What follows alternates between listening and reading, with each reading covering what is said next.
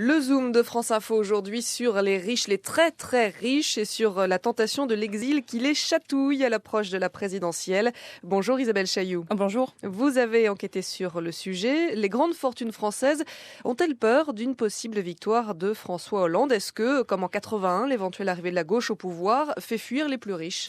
Eh bien, c'est Serge Dassault qui a mis le sujet sur la table il y a quelques jours en affirmant que si François Hollande est élu, des milliers d'industriels quitteront le pays. Au-delà de la provocation, des gestionnaires de patrimoine constatent que depuis quelques mois, le rythme des expatriations pour raisons fiscales s'est accéléré.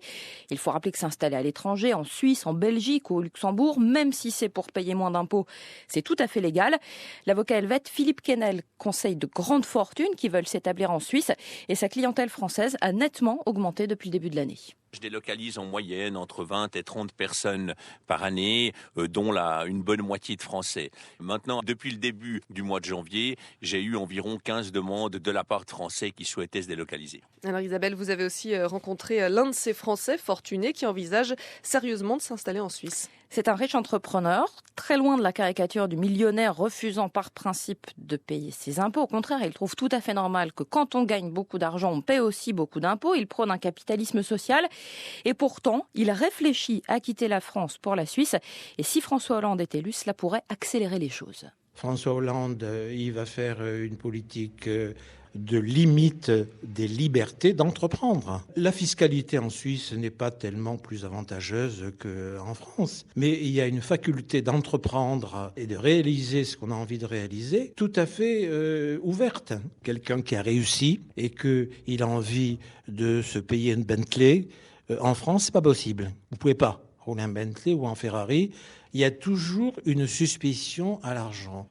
Un climat général de suspicion sur la fortune. Mais pour Luc Granger, qui est associé dans ce qu'on appelle un family office, c'est-à-dire un cabinet de gestion de fortune qui s'occupe de très gros patrimoines, plus de 20 millions d'euros, eh bien ce n'est pas tellement la peur de voir la gauche au pouvoir qui ferait fuir certains millionnaires. L'année dernière, les règles ont changé. Je crois qu'il y a eu 3 lois de finances avec des tergiversations, le changement des règles sur l'immobilier, la fin du bouclier fiscal. Donc ça veut dire que vous êtes contribuable aujourd'hui. Vous ne savez pas quel va être votre montant d'impôt à payer cette année. Et plus vous avez de revenus, évidemment, plus l'incertitude est grande.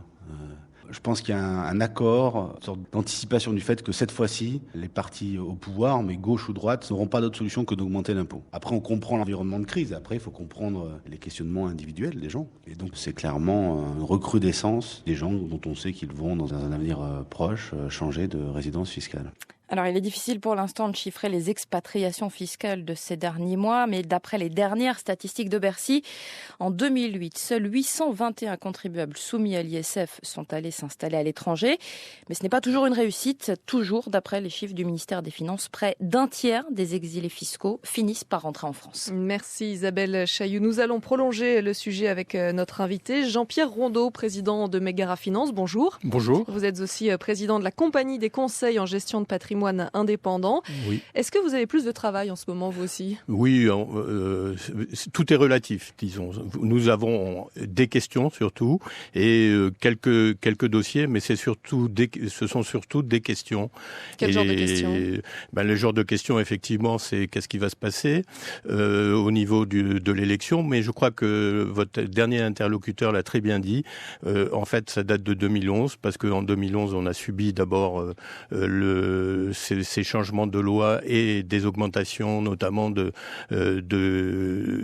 prélèvements forfaitaires, de prélèvements sociaux, etc. La suppression la disparition du bouclier fiscal aussi. La disparition, bien sûr, du bouclier fiscal.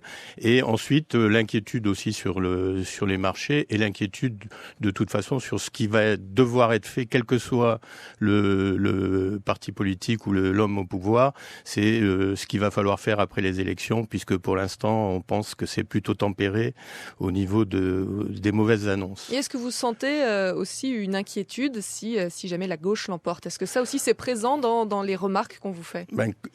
Il y a cette inquiétude, mais parce que les gens écoutent un peu, parlent entre eux, le café du commerce, etc. Mais comme je vous le disais, de toute façon, ce phénomène, cette inquiétude, elle touche Monsieur Sarkozy aussi.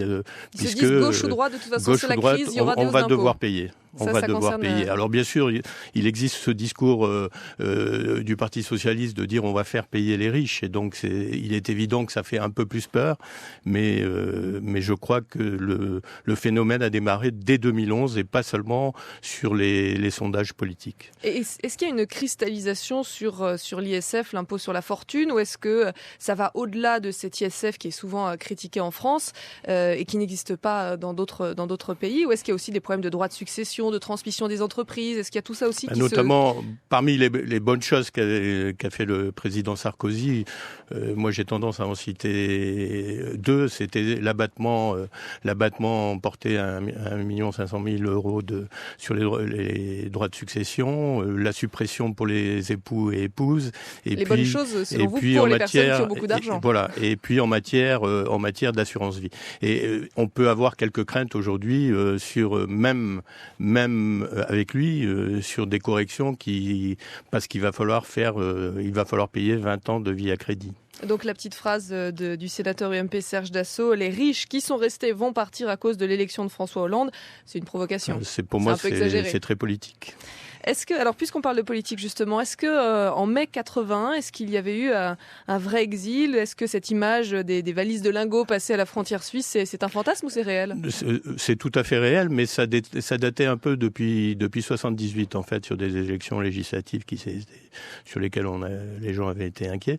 Et effectivement, dans les derniers temps, avant l'élection puis après l'élection, il y a eu pas mal de départs de fortune, mais beaucoup de ces départs ont été de l'argent anonyme. C'était à l'époque, on vivait beaucoup avec de l'argent, avec des bons anonymes, avec les gens avaient beaucoup de liquidités, on payait beaucoup de commerçants encore, beaucoup de commerçants vivaient avec de l'argent en espèces, etc.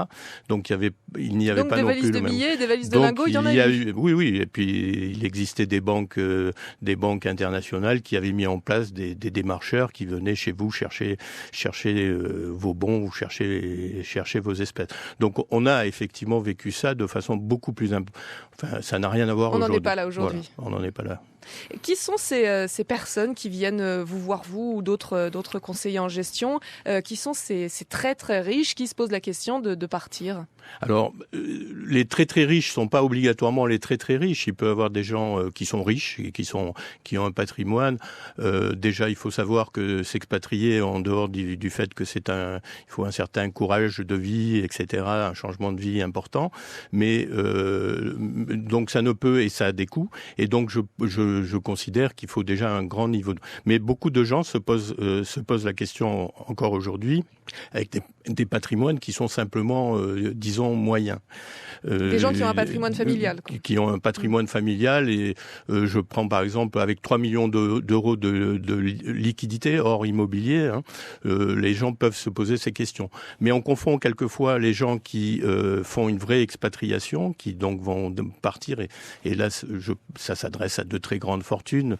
Vous avez un confrère, je crois, qui a sorti une statistique sur les 300 grandes fortunes en Suisse. Et il y avait 44 françaises. Voilà, il y a 44 françaises.